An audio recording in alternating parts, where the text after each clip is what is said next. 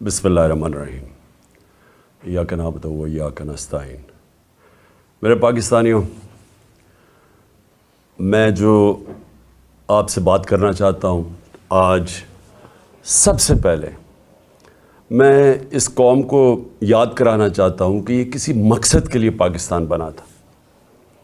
क्योंकि हम पहली जनरेशन्स थे जो इस मुल्क में बड़े हुए,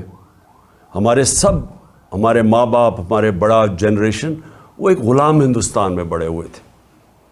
तो मैं इसलिए याद कराना चाहता हूँ क्योंकि जो आने वाली हमारी नस्लें हैं उनको पता होना चाहिए कि ये इतनी स्ट्रगल थी, इतनी एक हमारे अजीम लीडर कायद आज़म, उन्होंने इतनी जद्दोजहद की, इतनी कुर्बानियाँ दी। पता था कि उनकी ज़्यादा देर ज़िंदगी नहीं है, लेकिन उन्होंने क्यों इस ख्वाब के पीछे अपनी जान की कुर्बानी दी। और फिर लाखों लोग, उन्होंने जब पाकिस्तान बना तो उस वक्त इस बॉर्डर के ऊपर, ये जिधर मैं लाहौर में बैठा हुआ हूँ, यहाँ इस बॉर्डर के ऊपर और सारा जो नीचे पंजाब का बॉर्डर था, यहाँ लाखों लोगों की कुर्बानियाँ थी। तो इसलिए ये ज़रूरी है सबसे पहले आप अपनी कौम को समझाना कि ये बड़ा ख्वाब था पाकिस्तान का। और हमने जब बात की थी कि इस्लामी फ़लाही रियासत, तो ये याद रखें कि हर मुसलमान वो एक ही पीरियड की तरफ देखता है जिससे वो समझता है कि इस्लाम की गोल्डन एज थी, हमारा सुनहरी दौर था, और वो थी मदीना की रियासत। तो हमने उसको बेस किया था उसके ऊपर। हमारी जो ऑब्जेक्टिव रेजोल्यूशन है, जो करारदार पाकिस्तान है, वो सब उसी के ऊपर बेस है, मदीना की रियासत के ऊपर। मिसाली इस्लामी फ़लाही रियासत दुनिया के मुल्कों में, मैं पहले भी कह बैठा हूँ, खुशियाँ भरी मुसलमानों के अंदर कि एक ऐसी रियासत बन रही है जो कि इस्लाम के नाम पे है, क्योंकि कोई और रियासत इस्लाम के नाम पे नहीं बनी सिवाय पाकिस्तान के। तो मैं जो विज़न है वो सिर्फ पहले आपको 2-3 जुमलों में ही बता दूँ कि जो बुनियाद रखी जाती है मदीना की रियासत की मेरे नबी सल्लल्लाहु अलैहि वसल्लम ने, वो थी अदल और इंसाफ पे। और इसके ऊपर बहुत, आज से तकरीबन 800 साल पहले, दुनिया के जो समझा जाता है कि मॉडर्न हिस्ट्री के बाप थे, चाहे वो मगरब हो या दुनिया मानती है उनको, उनका नाम था इब्न खालदून। वो अपनी कॉमेंट्रीज़ में लिखते हैं कि एक अगर स्टेट के ऊपर वो अपना सारा तज्जिया निकालते हैं कि अगर एक रियासत के अंदर अदल और इंसाफ ना हो, वहाँ खुशहाली नहीं आ सकती। ये आज से 800 साल पहले लिखते हैं कि बुनियादी चीज़ खुशहाली के लिए, गुर्बत कम करने के लिए अदल और इंसाफ है। और वो क्यों है वो तफसील में बयान करते हैं कि बिज़नेस भी, सरमायाकार इन्वेस्ट उस रियासत में करते हैं जहाँ उनको पता हो कि यहाँ कानून मुकम्मल तौर पे उनकी हिफाजत करेगा, कोई ताकतवर आके उनकी ज़मीन पे, उनके कारोबार पे कब्ज़ा नहीं करेगा, जो वहाँ का टैक्स का निज़ाम होगा वो मुनसिफाना होगा। उनको कोई ये खौफ नहीं होगा कि आते साथ ही कोई कब्ज़ा ग्रुप उनकी जगह पे कब्ज़ा कर लेगा, क्योंकि वह इंसाफ होगा। जिधर इंसाफ है वो कब्ज़ा ग्रुप नहीं है, जिधर इंसाफ है वो जुल्म नहीं है, जिधर इंसाफ है वह NRO नहीं है। वो बड़े लोग चोरी नहीं करके माफ़ नहीं करवा सकते, क्योंकि कानून के सामने सब एक बराबर है। तो ये जब मदीना की रियासत की बुनियाद रखी गई अदल और इंसाफ पे, तो ये याद रखें कि वो उस वक़्त बड़े बुरे हालात थे, खुशहाली बाद में आई, पहले इंसाफ आया। तो आज मैं इसलिए ये इसके ऊपर बात करना चाहता हूँ कि हम उस विज़न से इतना दूर जा रहे हैं कि मुझे खौफ आ रहा है कि हम बचेंगे भी या नहीं बहैसियत कौम।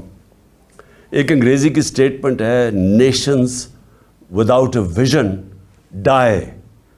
कौम जो अपने नज़रिए से हट जाती है वो मर जाती है। तो ये मैं आपके लिए ये बातें इसलिए रख रहा हूँ क्योंकि जब से ये एक साजिश के तहत इस मुल्क के मुजरमों की हुकूमत हमारे ऊपर नाफिज की गई, ज़रा मुल्क के हालात देख लें कि किधर से किधर पहुँच चुके हैं। اور میں اس لیے یہ آپ کے لیے کہہ رہا ہوں کیونکہ اب جس طرف آپ جا رہے ہیں میں آخر میں ادھر آؤں گا کہ اگر ہم بحیثیت قوم، میں اپنی ساری قوم کو، پارٹی کو نہیں کہہ رہا، قوم کو کہہ رہا ہوں کہ اگر آج ہم نہیں جاگیں گے اور ہم جد و جہد نہیں کریں گے، ہم سب ذمہ دار ہوں گے جس طرف اب ہم جس رخ پہ نکل چکی ہے۔ سب سے پہلے معیشت آ جائے۔ دیکھیں معیشت جو ہے نا، اس کے اوپر بھی ایک بڑا ضروری ہے، میں جو شروع میں بات کی کہ ادھر بھی انصاف چاہیے ہوتا ہے، رول آف لا چاہیے ہوتا ہے، سرٹنٹی چاہیے ہوتی ہے لوگوں کو۔ یہ جب تک مجھے یہ اعتماد نہیں ہوگا کہ آج جو میں یہ فیکٹری بنا رہا ہوں، میں دکان بنا رہا ہوں، میں پیسے لگا رہا ہوں، اپنی محنت کے سرمایہ کاری کر رہا ہوں، جب تک مجھے یہ نہیں پتہ چلے گا کہ یہ آگے بھی یہی سسٹم رہے گا، جب تک مجھے یہ اعتماد نہیں ہوگا کہ یہ قانون نہیں ایک دم بدل جائے گا، یہ اب سسٹم چلے گا، تب تک میں پیسے نہیں لگاؤں گا۔ بلکہ وہ یہ چھوڑیں کہ میں ملک میں نہیں لگاؤں گا، باہر سے بھی نہ کوئی پیسے لے کے آئے گا ملک کے اندر سرمایہ کاری کرنے کے لیے، اور اندر سے بھی آپ کے ہمارے جو سرمایہ کار ہے وہ کسی اور ملک میں جا کے پیسے لگائیں گے۔ آپ دبئی میں جا کے کبھی پوچھیں، پاکستانی بزنس مین وہاں کتنے کارخانے بھی چلا رہے ہیں، بزنس بھی چلا رہے ہیں، ان سے پوچھے تو صحیح کہ جب آپ کا ملک ہے، آپ نے پاکستان میں کیوں نہیں پیسہ انویسٹ کیا؟ آپ کیوں دبئی میں جا کے پیسہ لگا رہے ہیں؟ اور ملیشیا میں بھی یہی ہے۔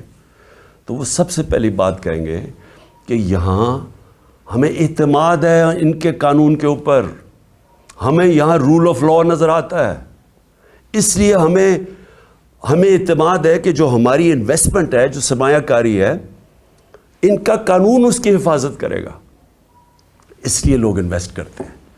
اور ہماری جو سب سے بڑی طاقت ہے اوورسیز پاکستانی، جن 1 کروڑ اوورسیز پاکستانی ہے، 10 ملین اوورسیز پاکستانی ہیں۔ آپ یہ سمجھ جائیں کہ اگر ان میں سے، میں پھر سے ایک فگر دیتا ہوں، 20 لاکھ بھی 15 سے 20 لاکھ پاکستان میں سرمایہ کاری کرنی شروع کر دیں تو ہمیں کوئی کسی کے سامنے ہاتھ پھیلانے کی ضرورت نہیں پڑے گی۔ لیکن وہ کیوں نہیں آتے یہاں؟ کیونکہ ان کو اعتماد ہی نہیں ہمارے انصاف کے نظام میں۔ بلکہ جو آئے تھے ہمارے دور میں، جو آئے تھے، وہ سوچ رہے ہیں ملک چھوڑ کے جانے کا۔ اور وہ کیوں میں صرف 3-4 موٹی، زیادہ میں نے اور چیزوں پہ بات کرنی ہے، تو میں صرف آپ کو معیشت کے اوپر صرف فگرز دے دوں۔ جس دن ووٹ آف نو کانفیڈنس ہمارے خلاف سازش کے تحت کیا گیا تو ڈالر پاکستان میں 178 روپے کا تھا۔ 178 روپے کا ڈالر تھا جب vote of no confidence assembly میں دائر کیا گیا۔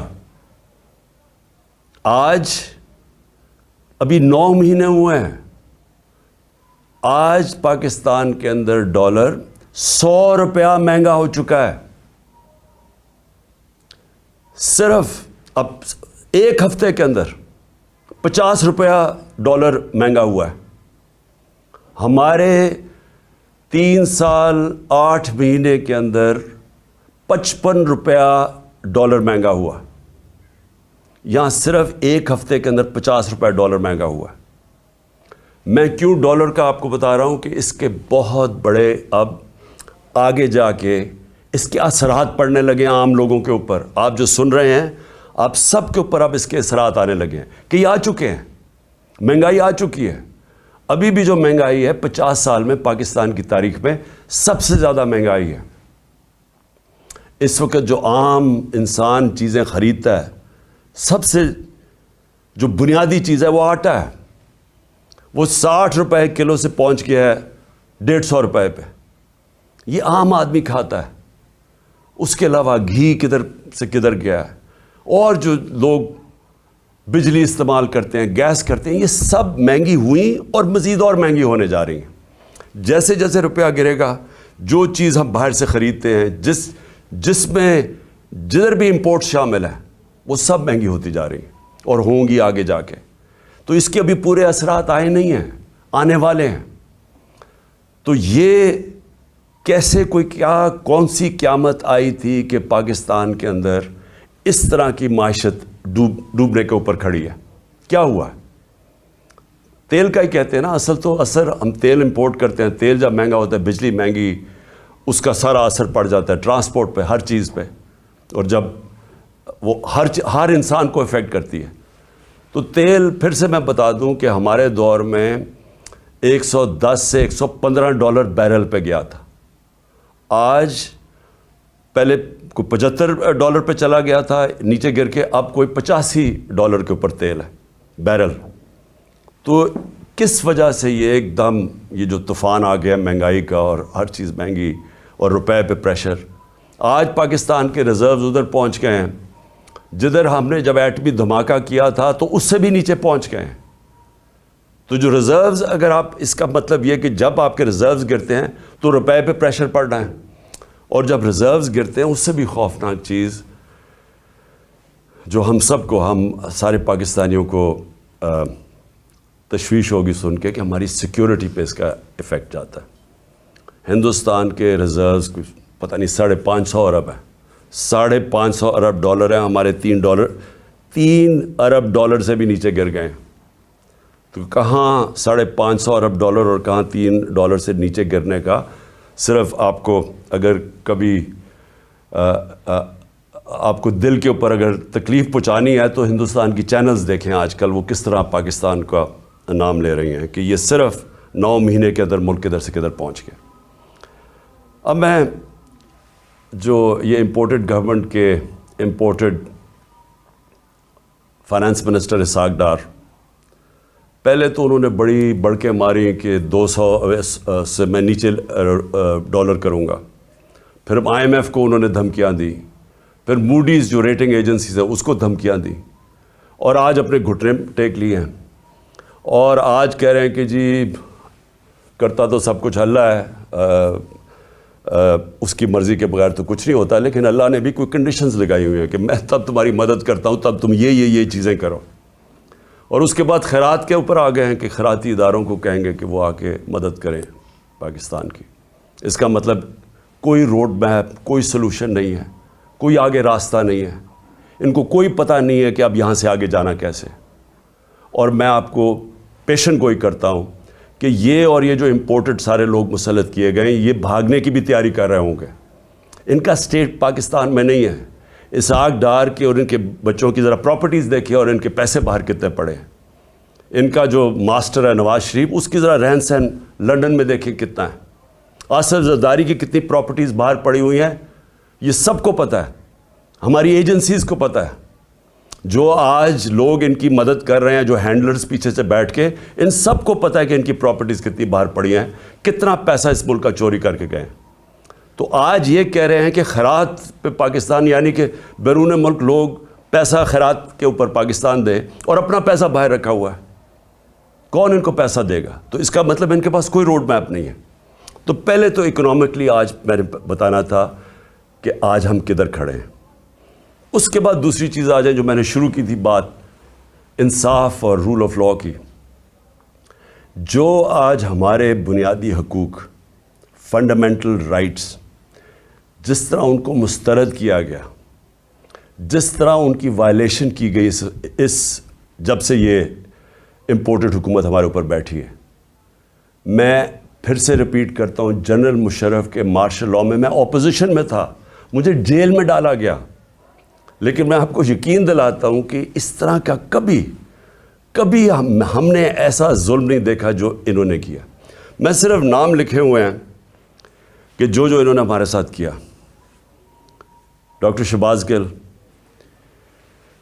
ایک یونیورسٹی پروفیسر, باہر امریکہ کی یونیورسٹی میں پڑھانے والا, اپنا سب کچھ یعنی بڑی سیلری چھوڑ کے آتا ہے پاکستان.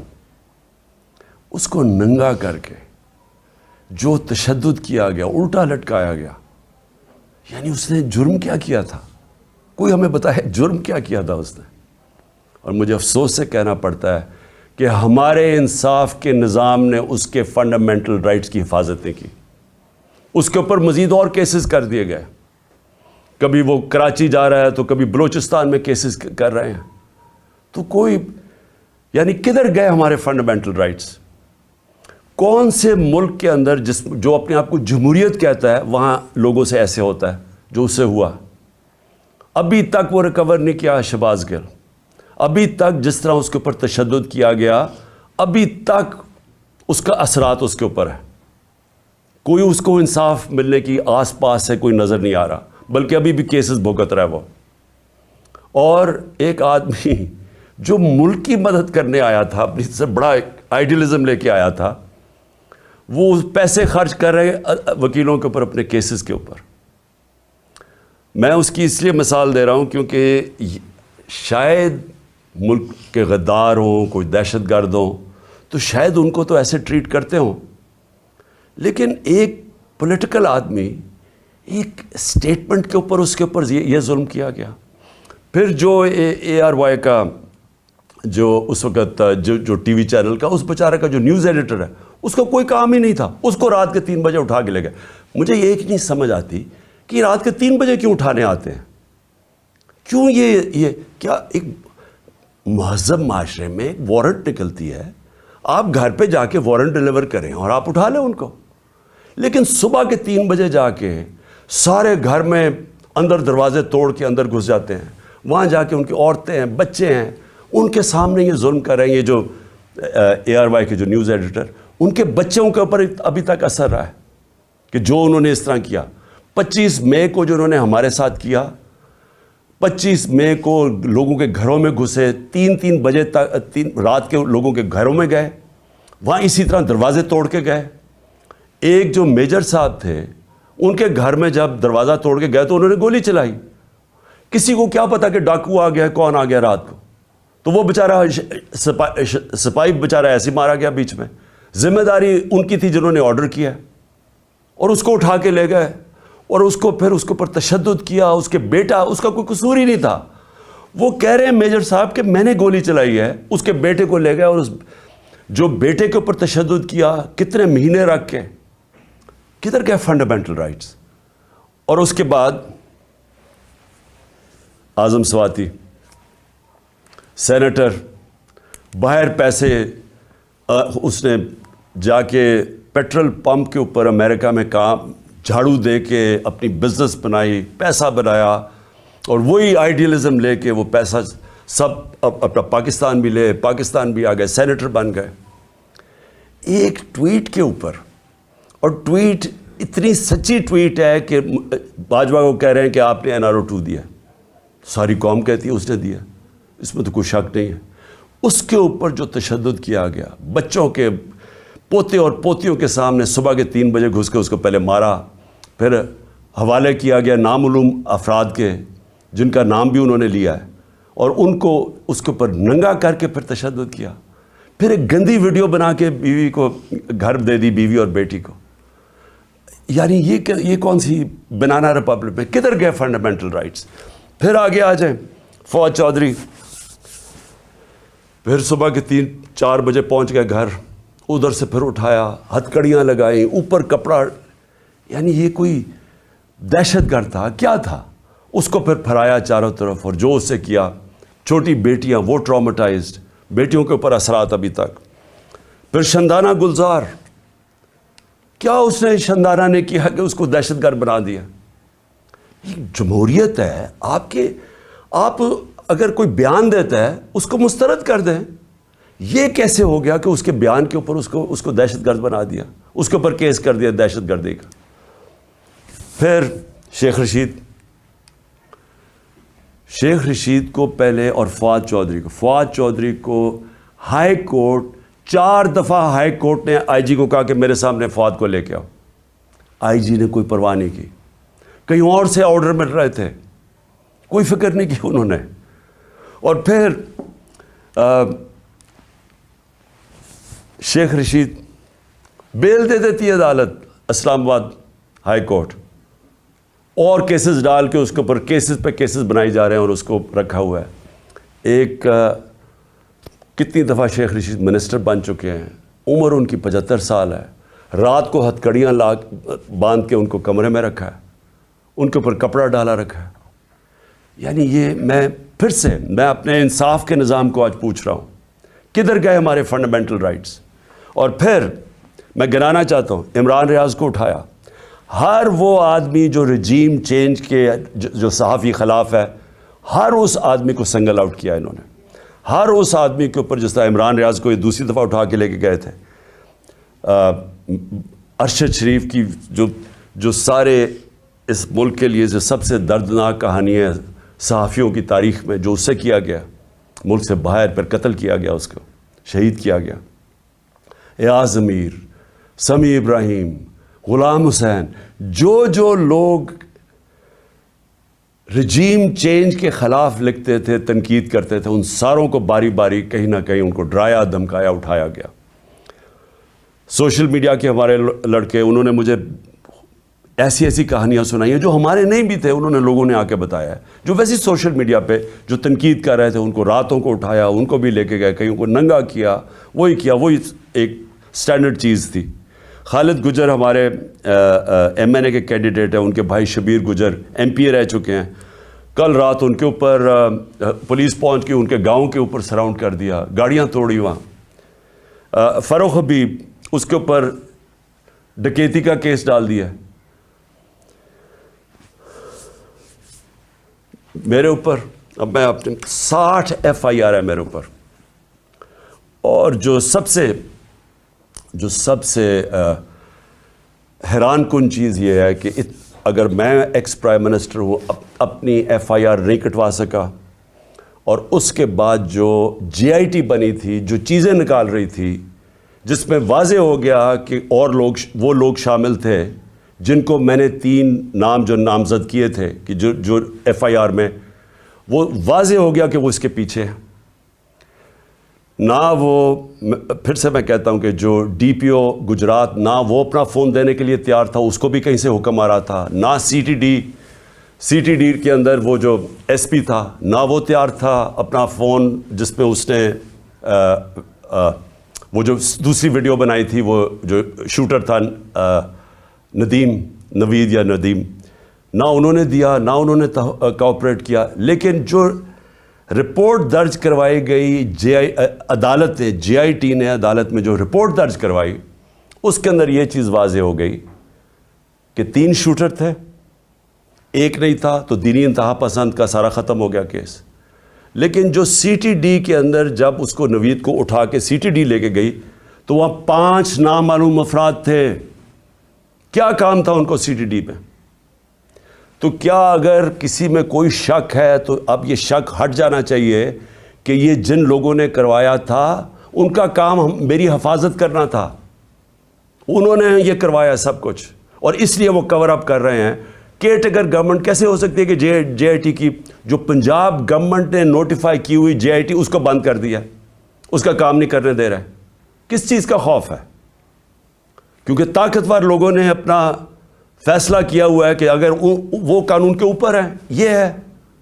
اور پھر میں واپس جاتا ہوں کہ یہ سارے جو میں نے آپ کو کیسز اس لیے بتا رہا ہوں کہ یہاں رول آف لا نہیں ہے، یا انصاف ختم کر دیا ہے، یا جنگل کے قانون کی طرف نکل گیا پاکستان۔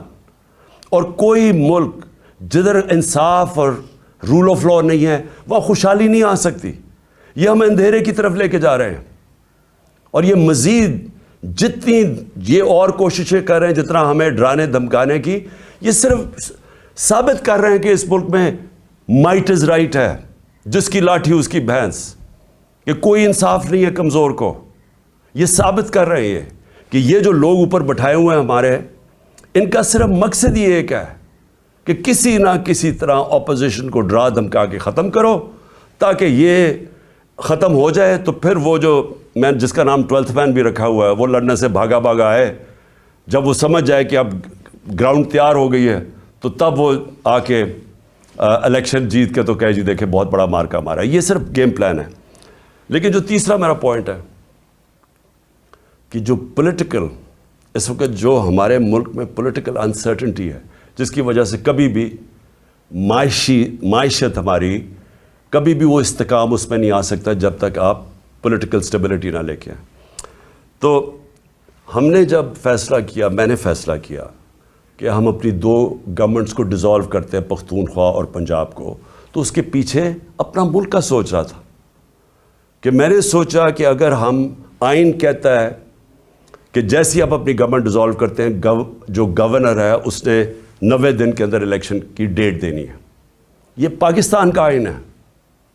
میں نے وہ آئین سوچ کے اپنی گورنمنٹس کو ڈیزالو کیا تھا, اور مجھے تب لوگ کہتے گئے ہمارے کہ یہ نہیں کریں گے, کہ یہ جو طاقتور لوگ ہیں یہ نہیں ہونے دیں گے. اور انہوں نے پوری پہلے کوشش کی کہ کسی نہ کسی طرح ہمیں پنجاب میں کانفیڈنس ووٹ نہ ملے, پھر کہ ہم ڈیزالو نہ کر سکے تھے, ڈرایا دھمکایا, یہاں آ کے بیٹھ گئے وہ طاقتور ہینڈلرز, اور انہوں نے پوری کوشش کی. لیکن اللہ ایک پلان اوپر والے کا بھی ہوتا ہے نا, وہ کامیاب ہو گیا. ہمیں 186 ووٹ مل کے, اور ہم نے اپنی گورنمنٹ, جب کانفیڈنس مل گیا ووٹ, ہم نے اپنی گورنمنٹس ڈیزالو کر دی. اب یہ سارا ملک اب تماشا دیکھ رہا ہے کہ ابھی تک 18 دن ہو گئے ہیں, دونوں گورنرز نے ڈیٹ نہیں دی الیکشن کی, اور یہ جیسے ہی 90 دن ختم ہوں گے تو ساری قوم سمجھ جائے کہ اس کے بعد یہ آرٹیکل 6 لگے گا ہر کوئی جو گورنمنٹ میں بیٹھا ہوگا, کیونکہ وہ بالکل گورنمنٹ, جو بھی گورنمنٹس ہوں گی الیگل ہو جائیں گی, وہ آئین کے خلاف ہو جائے گی. اور جو بھی یہ کوشش کر رہا ہے کہ کسی طرح اس کو آگے کھینچا جائے, اور وہ ہمیں پتہ ہے کون کوشش کر رہے ہیں. ایک تو یہ جو امپورٹڈ ڈاکو بیٹھے ہوئے ہیں ہمارے اوپر, یہ خوف زدہ ہیں الیکشن سے, ان کو پتہ ہے کہ الیکشن میں یہ جیت نہیں سکتے, اور انہوں نے تیاری کی ہوئی تھی کہ جتنا ٹائم گزرتا رہے گا اس کے اندر یہی حربے استعمال کر کے ہمیں کمزور کرتے جائیں گے, FIRs کاٹتے جائیں گے. عمران خان کی جیل کی پلان کیا ہوا ہے کہ اس کو جیل میں ڈالیں گے, اور پھر ہمارے جو سینئر لوگ ہیں ان کو اسی طرح ہراساں کرتے جائیں گے, جو بولنے والا ہوگا اس کا منہ بند کرنے کی کوشش کریں گے. تو یہ ان کا پلان تھا کہ یہ آہستہ آہستہ جب بالکل ہم کمزور ہو جائیں گے تو تب پھر یہ الیکشن کی کوئی ڈیٹ دیں گے. لیکن ہم نے یہ جو اپنی گورنمنٹس ڈیزالو کر کے اب سارا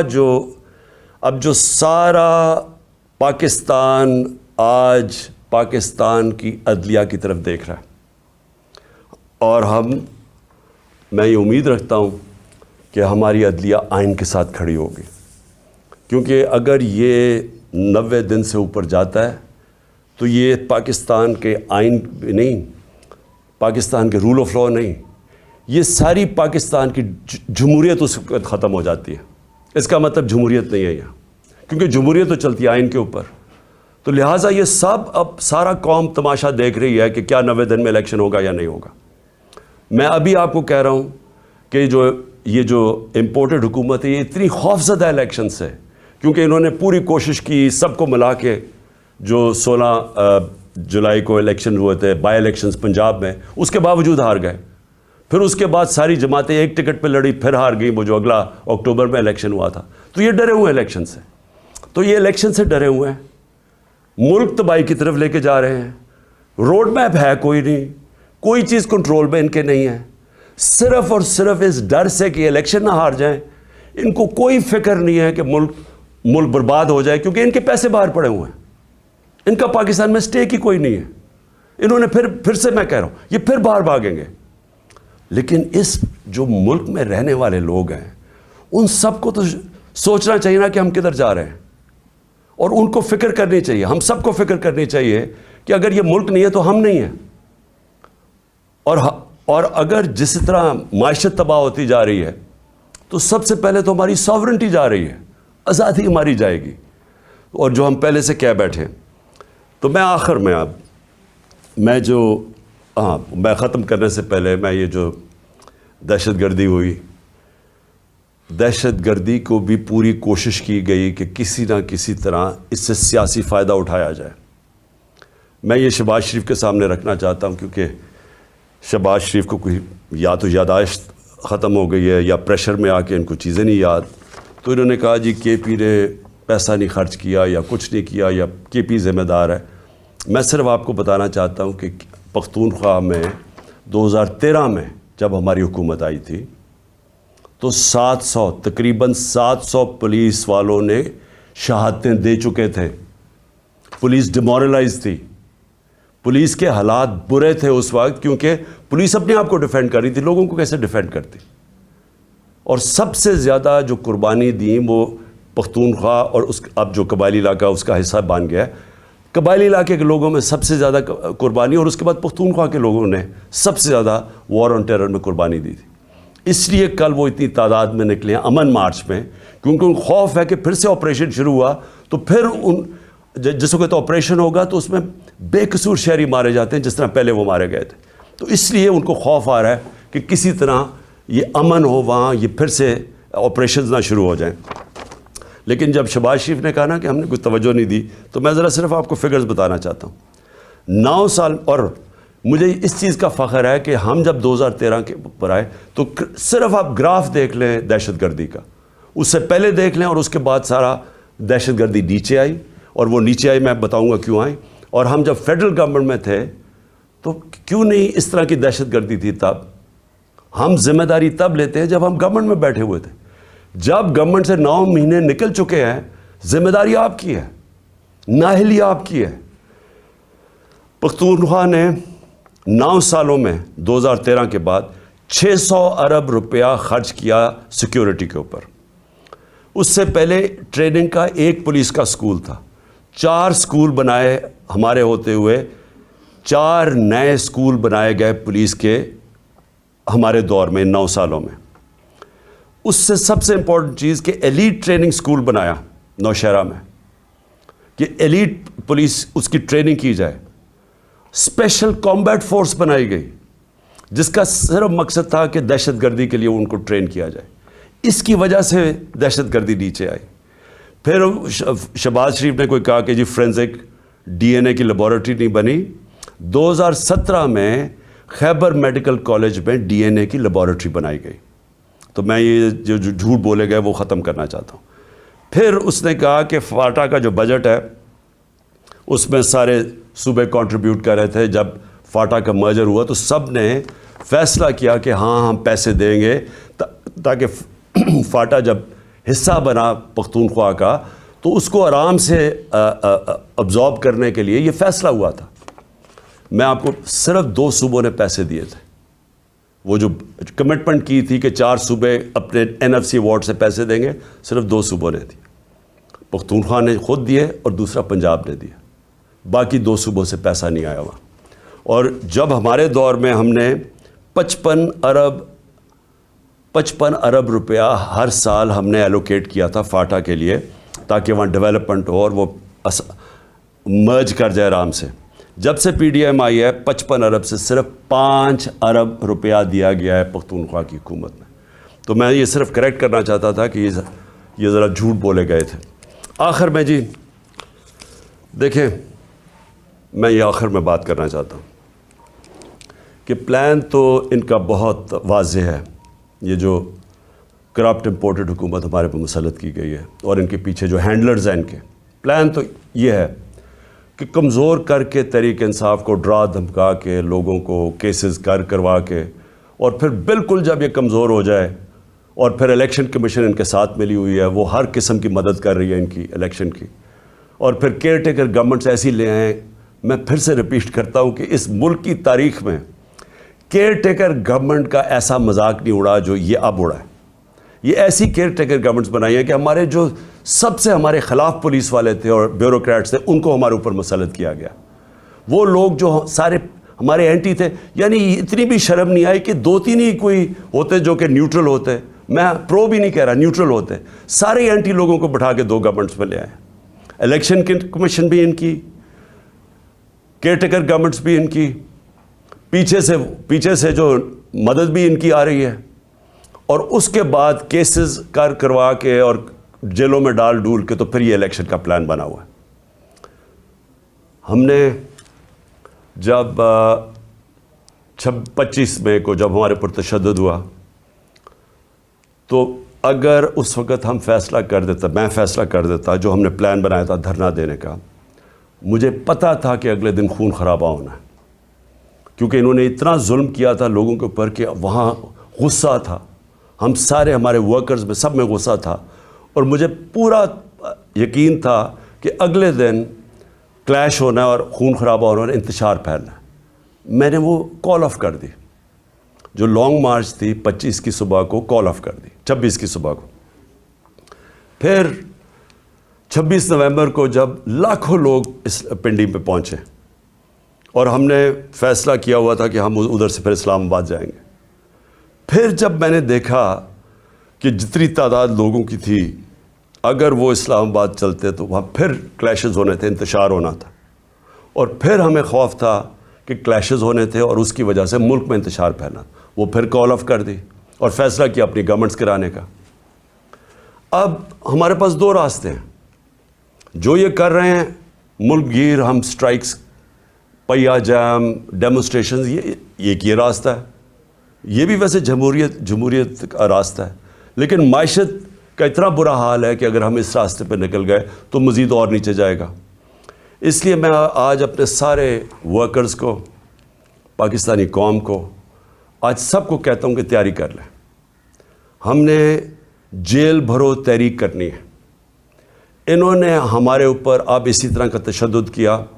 ساری میں اپنے نوجوانوں کو, قوم کو, لوگوں کو تیار کر رہا ہوں کہ اگر یہ سمجھ رہے ہیں کہ اس طرح کا تشدد کرتے رہیں گے اور چپ کر کے بیٹھے رہیں گے تو ہم, بہتر یہ ہے کہ بجائے ہم توڑ پھوڑ کریں اور سڑکوں پہ نکلیں, جو ہماری پارٹی تیار ہوئی ہے اس وقت, ہم سارے تیاری کریں جیل بھرو تحریک کی, اور ہم انشاءاللہ پاکستان کے سارے جیلوں بھر دیں گے تاکہ ان کا شوق پورا ہو جیلوں کا, کہ اگر یہ سمجھ رہے ہیں کہ ہمیں اس سے خوف زدہ کر دیں گے اور ہم کسی طرح چپ کر کے پیچھے ہٹ جائیں گے اور اجازت دے دیں گے ان چوروں کو پھر سے اپنے اوپر مسلط کرنے کے لیے, تو یہ ہم ان کا شوق پورا کر دیتے ہیں. تو ساری پارٹی کو اور میں اپنی قوم کو آج کہنا چاہتا ہوں کہ وقت آ گیا ہے, ہم تیاری کریں. میں کال دوں گا, آپ سب تیاری کریں جیل بھرو تحریک کی, اور جیسے میں آپ کو سگنل کروں گا تو سارے ہمارے لوگ نکلیں گے اور ہم اپنی جا کے گرفتاریاں دیں گے, تاکہ ایک ہی دفعہ ان کو پتہ چل جائے کہ قوم کھڑی کدھر ہے. ہمیں پتہ ہے جیلوں میں کتنی کیپیسٹی ہے, اور مجھے پتہ ہے کہ قوم کتنی تیار ہے نکلنے کے لیے, تو ان کا بھی شوق پورا ہو جائے گا کہ دیکھ لیں گے کہ قوم کھڑی کدھر ہے. اس لیے میں آج ساروں کو تیار کر رہا ہوں, اور میرے آپ نے سگنل کی انتظار کرنی ہے. پاکستان پائندہ باد.